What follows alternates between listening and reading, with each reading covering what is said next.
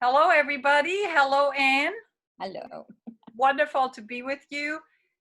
Thank you so much for being one of my conversation partners. And I know we will all enjoy hearing Anne's amazing, wonderful, exciting life story. So, Anne, first question really, how are you and Maurice doing during this time?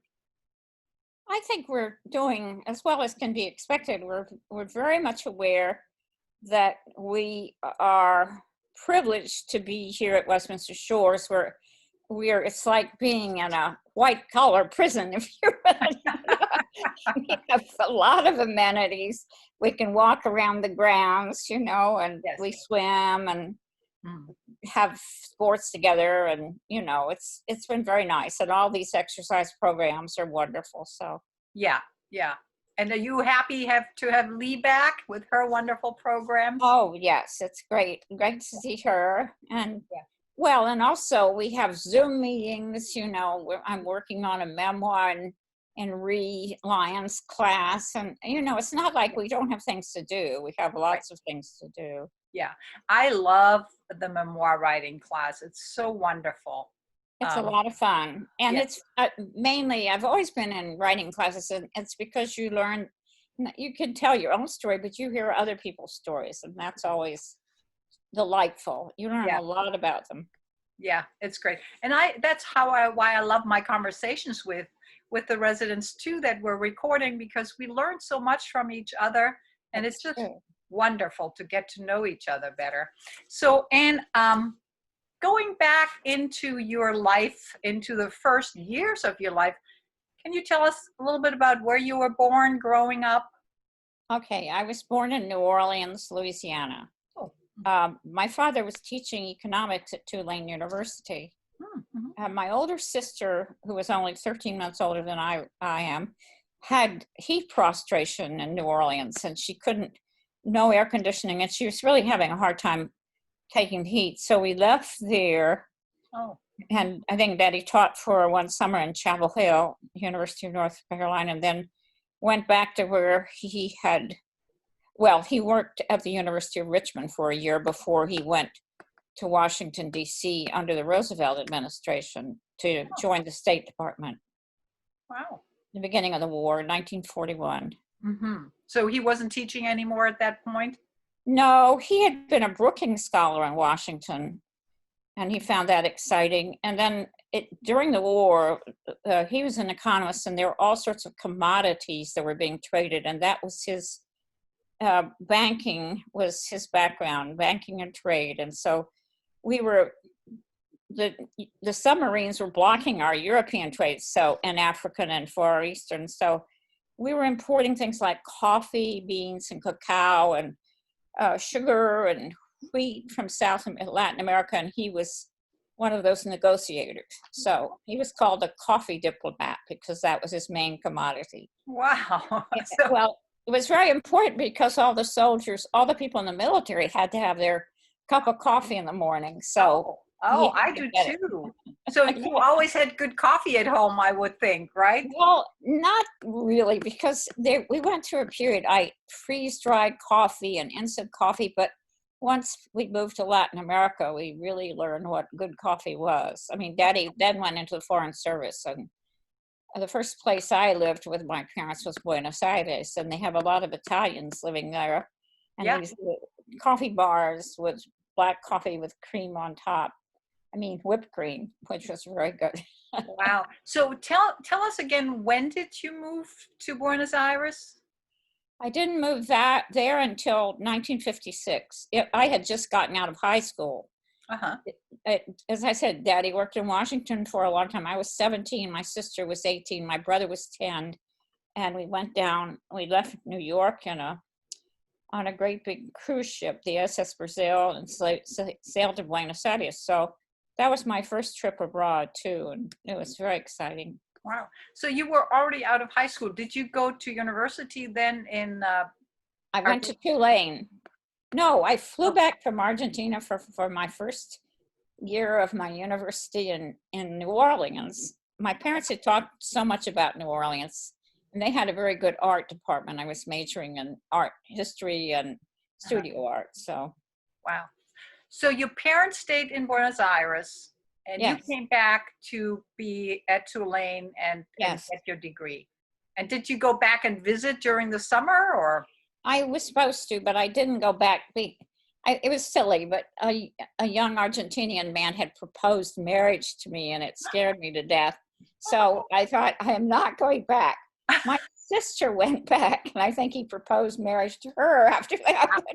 But, he just wanted to. He was Anglo-Argentine. These are they have English in their backgrounds, and they're very elegant young men. And his father had a polo, farm, Huh. and I rode polo ponies while I was there because of that. But they're very easily handled, or I couldn't have done it. Hmm.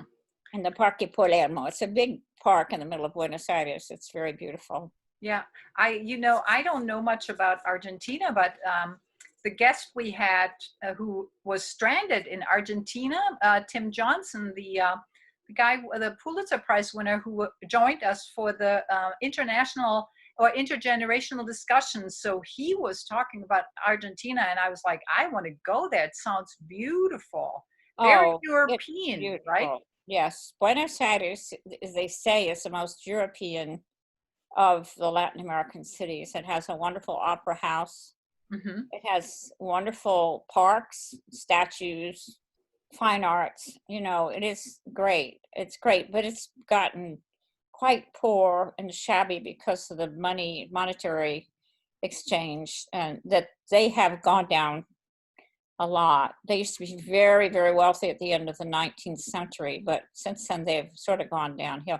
Well, Juan Perón, who left right before we got there, stole a lot of money from Argentina. So Yeah, yeah. Was he the one who was married to Eva?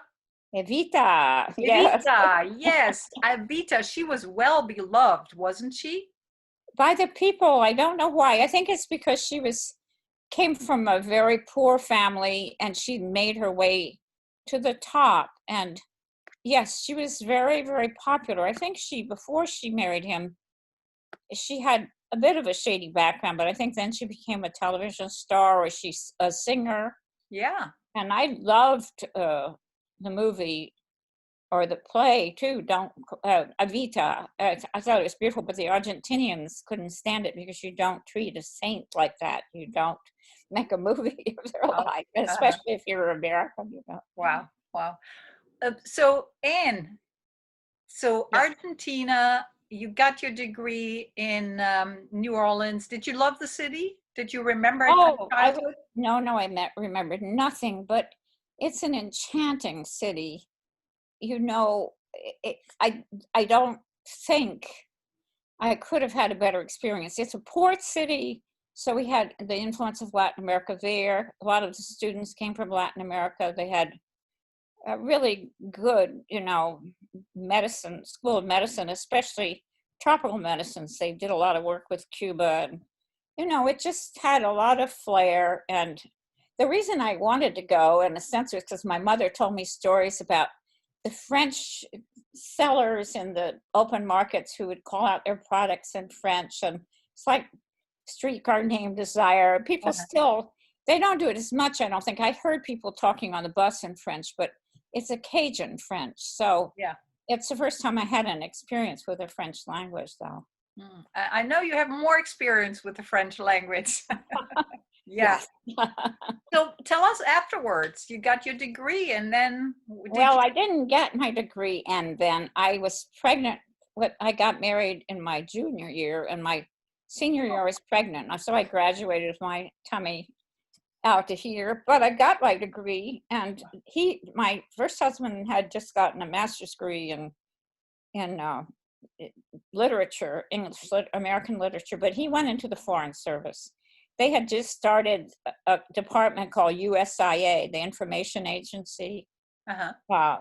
Edward R. Murrow was running it. It was we went in under Kennedy, the Kennedy administration. Hmm. So then, with the first child being born, by the time we got an assignment, we moved to Washington. He taught for a year in between, but then we moved to Washington, and we're sent to Ecuador. We had to look it up on the map. So my Wow. first child was born in Quito, and it wasn't one, it was two twin babies. Oh So my God. Good. Wow. Wow. born in a little missionary hospital. There were only white babies there. Everybody else was a little Indian baby, and they had one incubator, and so we put both of them in one incubator. So that was fun. So, so you were pregnant and then, When we left the States, I didn't know it, but I was pregnant with the twins. okay. I went back to Mexico and spent some time with my mother because I wasn't feeling at all well. I Mhm. became ill, and there was a risk of losing them. So I spent a month with mother and daddy, and then I was fine. Also, Quito is 11,000 feet up.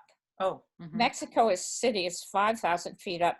So it gave me a base camp. So you're really not supposed to go to 11,000 feet when you're pregnant, but I was fine once I got there. Wow. I got used to it quickly. So you had one child and then you had twins. And then I had a next child was a little girl. I had three boys. And then we were stationed after that.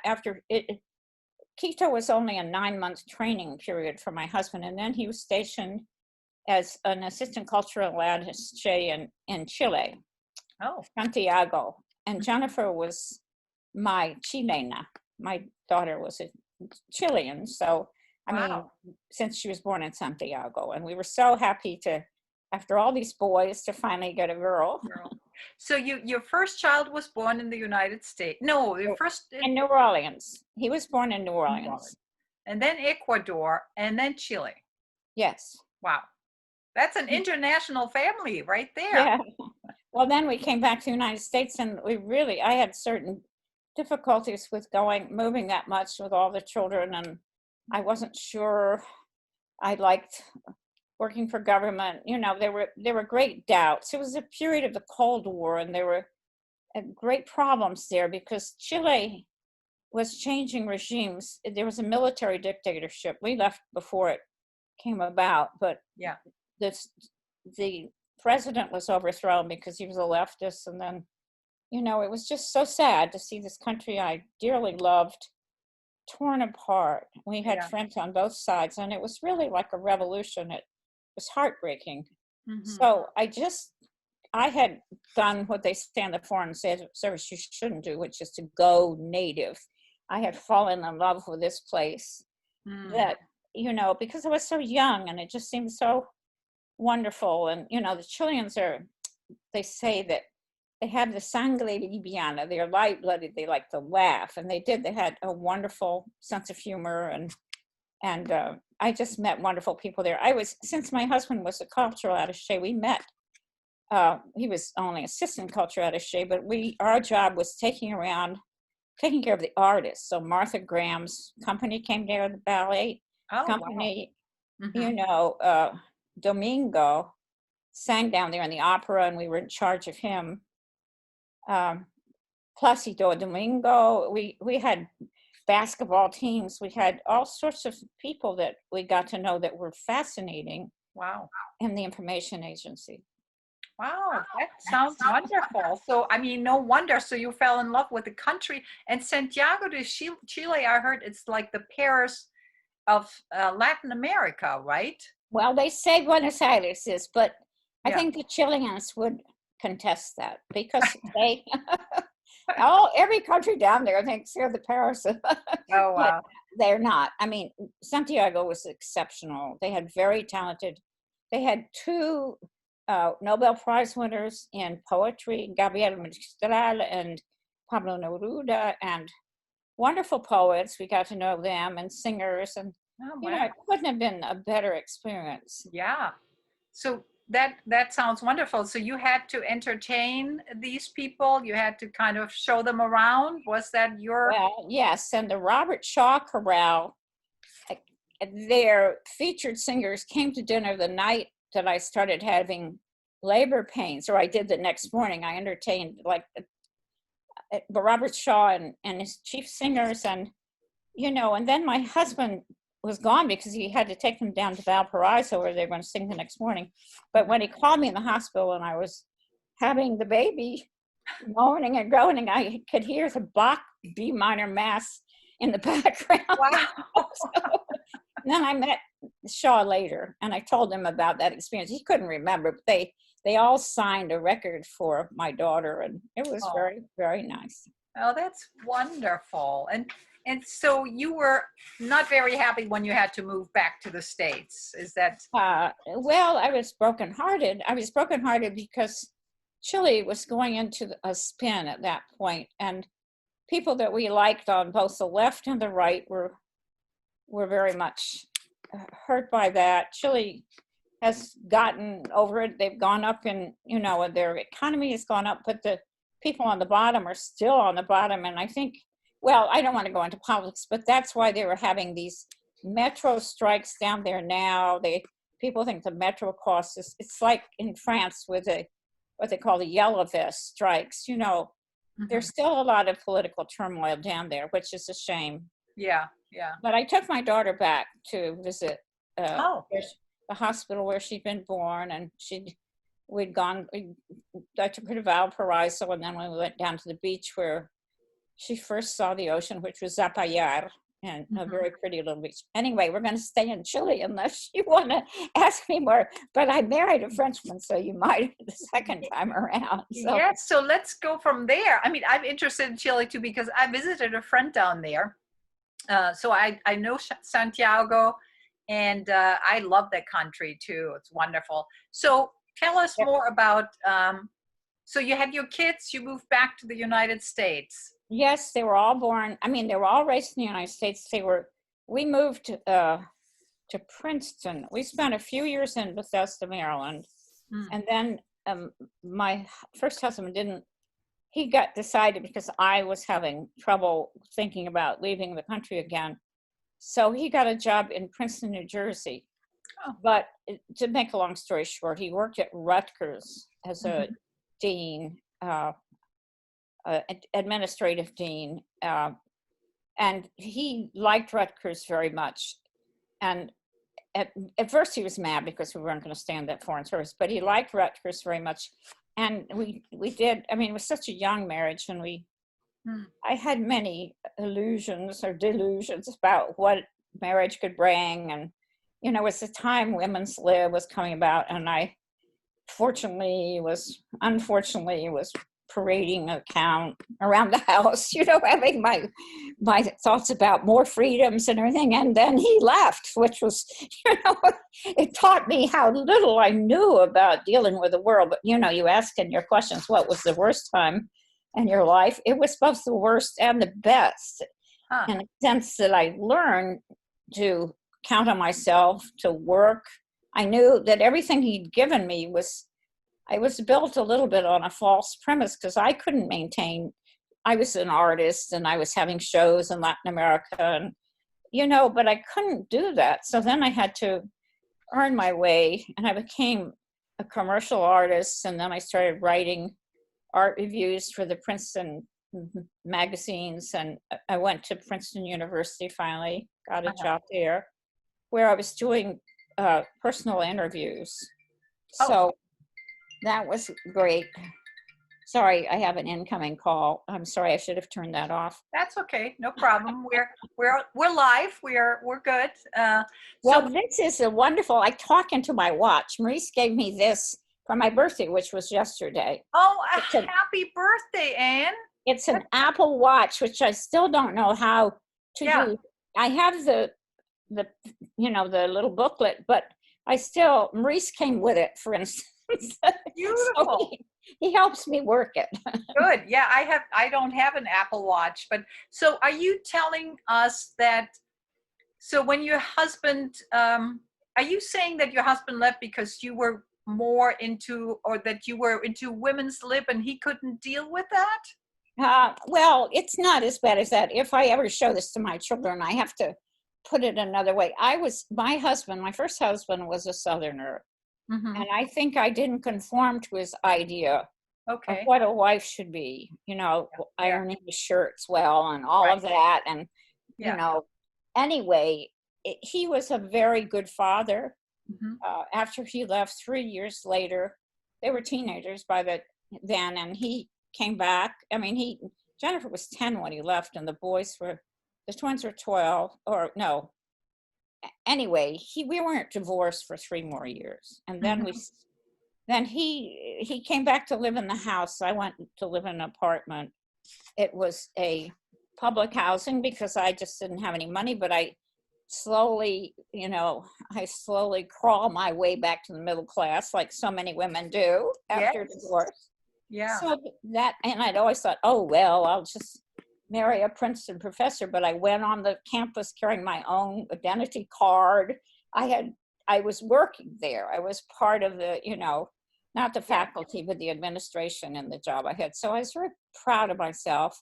I know you asked questions about what are you proud of? I was proud of, I really learned to write. I had always loved to write in college, but then I was doing interviews with professors and so forth. And I was also illustrating for the university. It didn't last all that long because I met Maurice in the interim. You asked about Maurice. Well, he came from France to do a postdoctoral degree in physics. And we met in a poetry meeting. I was the poet. Maurice was just trying to listen to English and learn it somewhat better. And the head of the poetry meeting had come from Berkeley. She had a group there. She's a very good poet named Alicia Ostreicher. So her husband worked with Maurice, and she said to Maurice, well, you're not going to learn much English just dealing with scientists. You have to learn how the other half lives. Yeah. So there he was in our midst. He had never written a poem in his life, but every Friday we'd say, do you want to read tonight? And he'd say, no. He was a wolf in sheep's clothing because he was going around to all the girls and said, when are you coming to Paris? And I was the only one who went, and I stayed. So what year are we talking about? When did you go to Paris? My first trip was in 1979.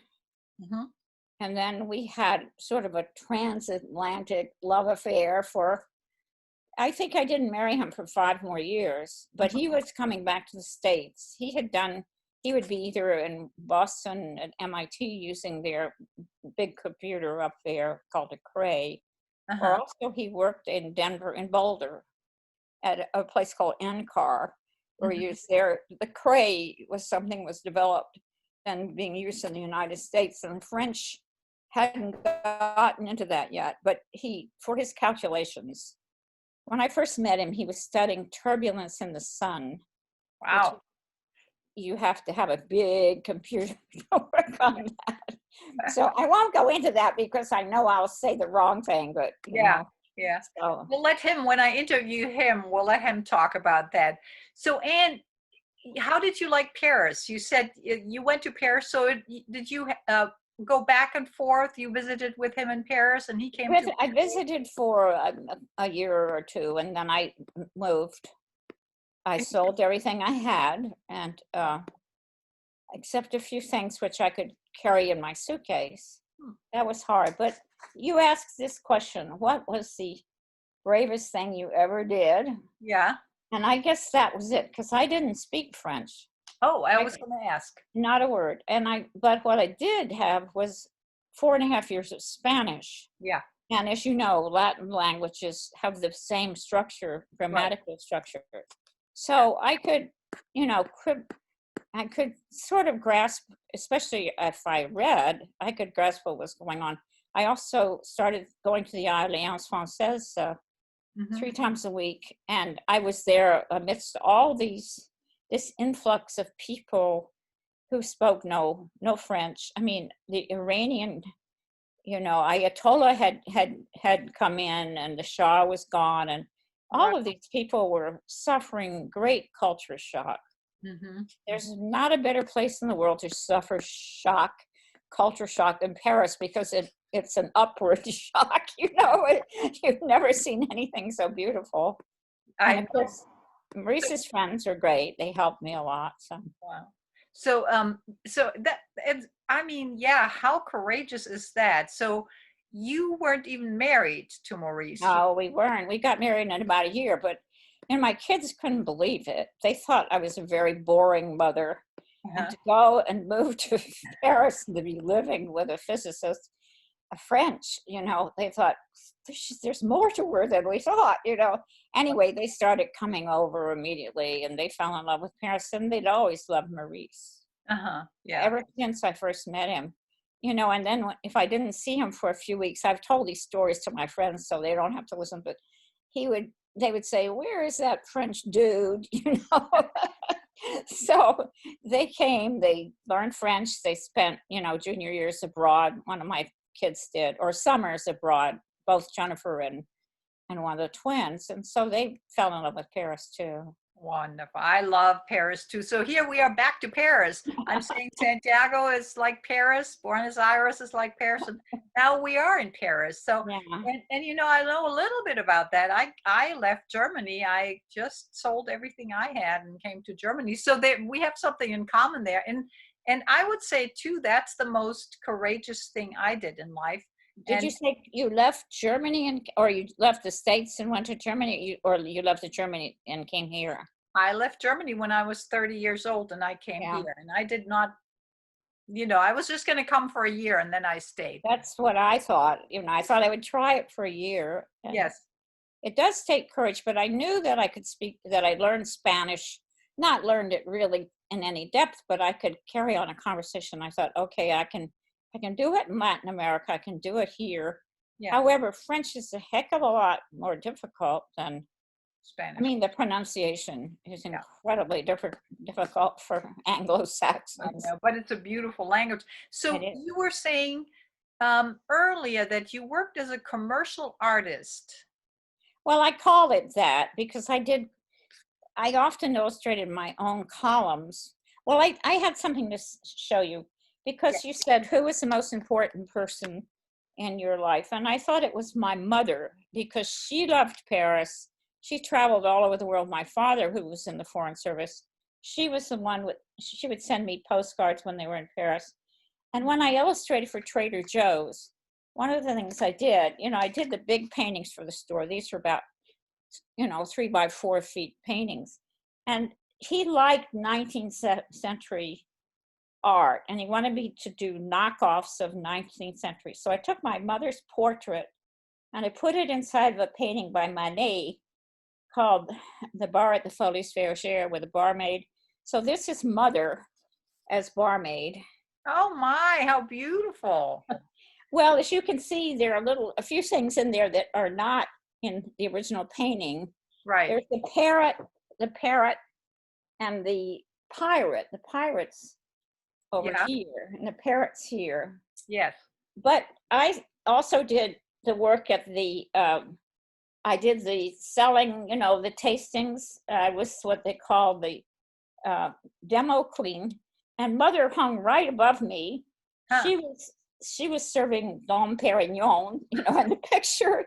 I was serving 2 buck chuck, but oh my God, but I would raise my glass to her every now and then. Wow. So, Anne, how did you get to be a commercial artist for Trader Joe's? I mean, that's a big job.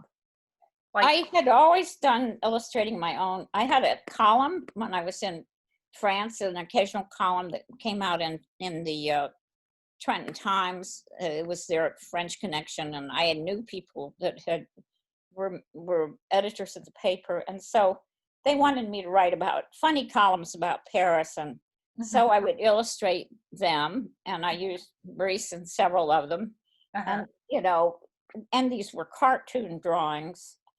I was asked to draw for a number of newspapers, even like when I didn't stay in Buenos Aires, I took a job in the old Landsberg department store, and I was doing illustrations for their newspaper, so I could always draw. I'd started studying art very early on.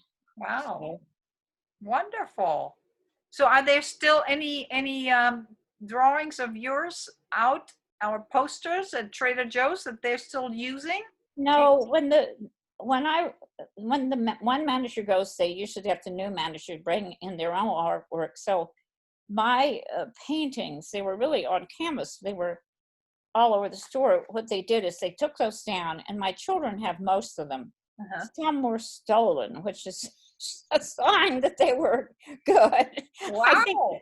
Well, somebody in the crew took I put my whole family in these paintings. Like my daughter Jennifer was in the one over the fruit stand. She was doing the part of like Chiquita the banana. It was an old sign for, it was an old portrait that United Fruit had of a woman dancing through a pineapple field. Oh, So there was my daughter looking very elegant going through the pineapple field, but somebody in the store, one of the young people that worked there, ran off with it. So she didn't have that, but I had a small copy. And well, that's good. Yeah. well, So here we are. We're in Paris, and you and Maurice obviously came back to the States. So can you tell us more about that? it was, we were in Paris for a few years, then we moved to Toulouse. Hmm. There was a European science physics uh, center developed in Toulouse, and he worked there. Mm-hmm. And then we went to Canada. We lived 2 years in Montreal. There was another physics consortium with McGill and the University of Yeah. Montreal. And so after that, we went back to Paris for a couple more years. And then when he retired at 65, we moved to Washington again. I Mm-hmm. mean, back to Washington. I had a lot of friends from the diplomatic service that I'd known earlier. And because one of them said, look, with his background, he can walk into the first work fair and get a job, which is what he did. And he worked there until he was 83. Wow. 82 or 83 was when we moved here. I think we moved here in 80. I mean, he worked there till he was 83, and it was 2 years ago he moved here, and that's when he quit. So, but Wow. he's very happy here. He has courses that he's still working on, and he loves science, and he's keeping at it. But he can tell you about all of that. He's Yes. Yes. So looking back on your life, Anne, what was your favorite country? I mean, you lived in incredibly like different countries from, France and Canada and so forth. Canada and yeah, Latin Well, America. you're at different ages, different things appeal to you. When I was in Santiago, I really fell in love because I was young. Uh, you know, the Latin Americans are so kind, so warm, Hmm. and they are party people. And, I was just at the top of my form then when it comes to, having joie de vivre and everything. So that was wonderful. It's like falling in love when you're young with a country. It's your first kind of travel. But I think Paris was certainly the height of I just loved Paris so much. Everybody loves Paris. It was, Edith Piaf has this song, Yeah. Paris est mon vie, est mon pays. Uh, Paris is my country. It's a whole country. There's so many foreigners there too. It's the center of culture. yeah. I felt very privileged to live in Paris. But Yeah. then Toulouse was wonderful, the southwest of Paris. We live right near the base of the Pyrenees. We could go into Spain. I've been so lucky, and I love Montreal, but I would say Santiago and Paris. Yeah. Paris were the two favorite places. How do you compare the United States with Germany? And I know you spoke English when you came because in Europe you speak several languages, or you have to take two Yeah. languages in Yeah. school. So Yeah. So from fifth grade, in fifth grade, I had to learn English. And so this is the university track. Germany has a little bit of a different school system. But if you're on the university track, you have to learn two foreign languages, English at fifth grade. And then I had the choice between French and Spanish, and I took French. I love the sound of French. I just think it's a very beautiful language. yeah, And so when I came over here, my English was pretty good, but it was not, obviously not what it is now. But I'd been to the States in '78 when I was 21, and I, learned how to speak. You don't really learn how to speak a language when you're in school, right? It's the no, conversation. no. And You I need mean, to speak it every day. You need to be yes, thrown down the middle of it. right. But were you married when you came, or had you been married before? No. I met my husband here. He was or is a U.S. citizen. So, um, and tell me, so obviously your first language is English, and then it's Spanish and French. Yeah, but if you don't, I didn't keep up with my Spanish. We've been going to the University of South Florida and up until the COVID came in Yes. to audit classes. The first one I did was in French, Hmm.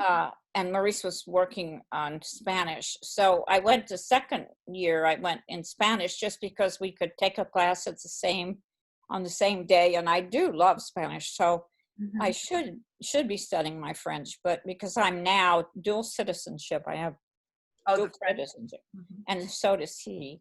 Yeah. But I really loved going back to Spanish, and I wish that that this COVID thing hadn't come in, because we haven't been keeping up with it online as much Yeah. as we should. Yeah, it's hard. But I tell you what, I'm looking into. I know the university in Florida, the school system is going back. California is not going back. They're going to stay online. But Florida university system is coming back. So what I want to do is I want to look into whether that we can Zoom into classes like this. Well, I think the students, I'm not sure they were Zooming in, but the class we were taking, it was quite interesting. They had current movies that were being put out, little small ones. And the book, you get the book. I mean, it's supposed to be free, but in fact, those books cost a lot. So you are working online. But I imagine the teacher is now, they are working online, but since we didn't follow it after we got out, Hmm. I'm not quite sure how that went. I Yeah. think probably you could see him online. He was a wonderful guy. We enjoyed our class very much, Uh-huh. especially meeting the students and Yeah. interacting with them. Yeah, I'm glad. I mean, we have a few residents who took classes or took classes, so we will see how that goes. And as you know, we have the Eckert students, Right, right. had them on Zoom sessions, and they were also individually paired with residents and helped them, learn about Zoom, and also did interviews with them. So the program is still going on. So I'm hopeful that we could. I don't know how they're going to do it, but I know that the university system, the public university system, is definitely going back to classes. But whether they allow other people to come in or not, or whether there's some online. Well, seniors can go in. We Yes. were in as seniors Yes. auditors, but Yes. our classes were so small that we could, in some cases, answer better than the students. So when things got slow, they would ask either Maurice or me to Mhm. answer. And it was a lot of fun. It was Yeah. just a lot of fun. Yeah. No, I know this intergenerational contact is really great and wonderful. So, you've already said, one of the questions I wanted to ask you, what you're most proud of personally and professionally. So, Well, I think I loved doing interviews. I did human interest stories for Princeton University because there are a lot of professors. Well, it was about the work they had done, but to interview the teachers, they had hired me, I think, essentially to do the arts programs, but I ended up interviewing scientists and then picking out the photographs and doing mhm, the drawings of them, or pen and ink drawings. And I really thought, um, and one of the interviews I did was one of the first workmen, an Irish workman, to help build the university. It was built mainly by, I mean, he wasn't Irish, he was Italian. There were Irish and Scotsmen and Italians building the universities. And he was in his 80s when I interviewed him. They were all gone, basically. They were all dead. But uh-huh. he said, what do you, I asked him, are you still working? He said, no, every down, a little bit here, a little bit there. And he said he was in a garden repairing the wall. And he said, all of a sudden I realized I built this wall. Oh, And that's what I realized when I go back to Princeton. Some kind of wall was built there. that's inside of me still, that I shared with the university, that I became a part of, Uh-huh. not just the university, because I wrote for the New Jersey Monthly and a number of other places. I just felt it was part of me and I was part of it. And I had raised my kids there Yeah. from the time we lived in Bethesda, Maryland a little bit before we came there, but they loved it. I saw them grow up there.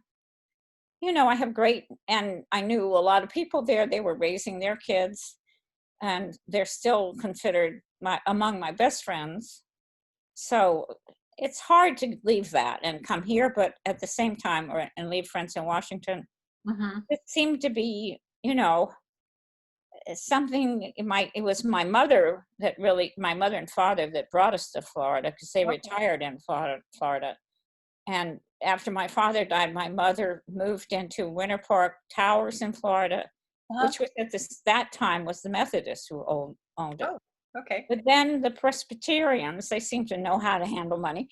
Yes. they, Yes. they took it over. And I used to go back to see my mother's old friends, the ones who were still alive. And I saw these buildings, beautiful buildings being built up. And just like here, Yeah. and Maurice he loved North Africa. He loved swimming. He was born in Casablanca and he swam in the Atlantic, and Wow. the climate was like that. So he wanted to retire near water. So that was just the time that Bay Breeze was being built. And so we first thought we were going to be in Bay Breeze. We couldn't sell our house. And so now we're in, Bahama Place. There was an apartment that came open. We sold the house. We got in here very quickly. We thought we were going to move again to get something a little bigger, but we've grown very fond of it here in Bahama Place, and moving is hard, so we're going to Oh, stay here. yeah. So did you, when you decided to come to Florida and retire in Florida, did you travel around to different retirement centers, or was West? Yes, we did. Mhm. I have relatives in Hilton Head, South Carolina, Yeah. and they had wanted, we go there for family reunions and everything, and so they had suggested I come there, and one of my cousins' mother retired in a place there, which we did look at. We considered that. There are all sorts of communities, like they're called V communities, or VI. I don't have VI. We Uh-huh. saw one of those. We looked at one in Williamsburg, which was very nice. But then we thought, okay, the climate's essentially the same as in Washington. Mhm. But I think when we came here, we just sort of both fell in love with it, and Mhm. we were very happy to come here. We found a home.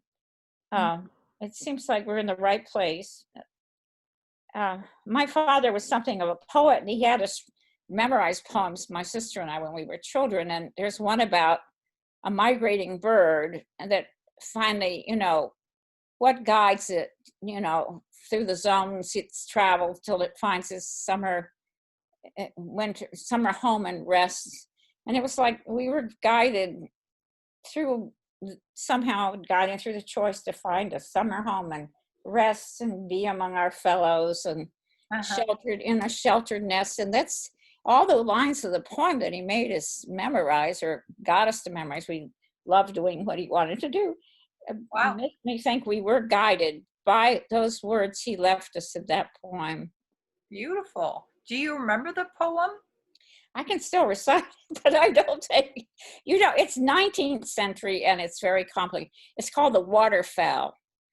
And it's a waterfowl that's being hunted by a hunter. And it says, whither midst falling dew, while glow the heavens with the last steps of day, far through their rosy depths dost thou pursue thy individual way. I mean, it's Mhm. really beautiful. And it vainly the fowler's eye would seek thee out, and it's darkening on this, the darkening sky, that figure floats along. I could go on, but it would probably drive you nuts because I'm faltering. But it was really, he who from zone to zone guides thy flight, and the long way I must tread alone will lead my steps aright. So it was that kind of thing where you're somehow guided Yeah. by a good force. And it was the force of poetry, it was the force of my father, the force of love, all those things. That's beautiful. And Anne, I still remember when you and Maurice came and visited Westminster Shores. You can remember us then. I totally remember you. I came down the stairs. You were sitting where the receptionist is, like those chairs. Yeah, yeah. And I think I might have heard Maurice talk French or something, or somebody. I don't remember that, but I Oh, remember. we speak French together Yeah. sometimes. So. So I might have heard that. And so I introduced myself and we started talking, and I said what I was doing, lifelong learning, Eckhart College. And I remember that Maurice said that's especially what he loved. He wanted to be connected to a university.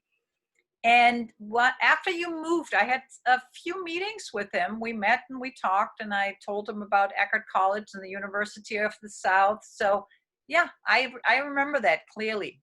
Well, So he also was learning German. I mean, he hasn't gone very far, but he that's loves opera, as you know. yes. And so he said, oh, well, I can practice with Bettina. But, he also loves Spanish. He loves so many things. He Wonderful. got a learning course for ancient Greek. And I thought, oh, no, this is a bit too much. Wonderful.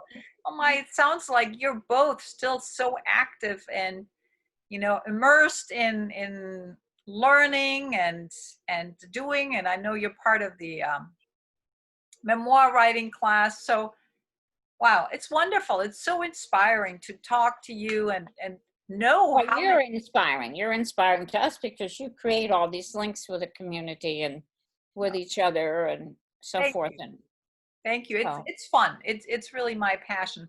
But and is there anything, like, I'm looking at the questions that I had sent to you, yeah, let me look at them. and I'm thinking, we talked about adventurous moments. Here's one question. So your overall perspective on life.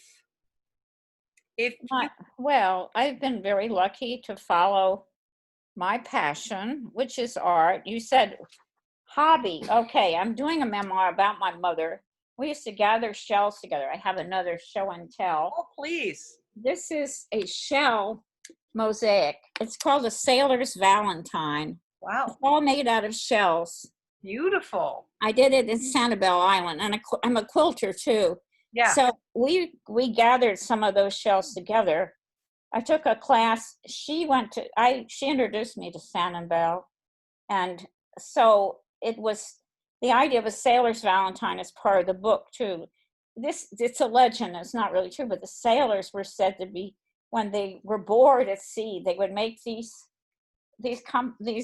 things in old ships' compasses. You see, it's Yes. octagonal, Yeah.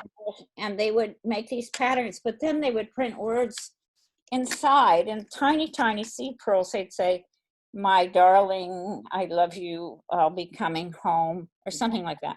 Well, I never was good enough to do that, but I put an old brawny lace piece that my mother had in there.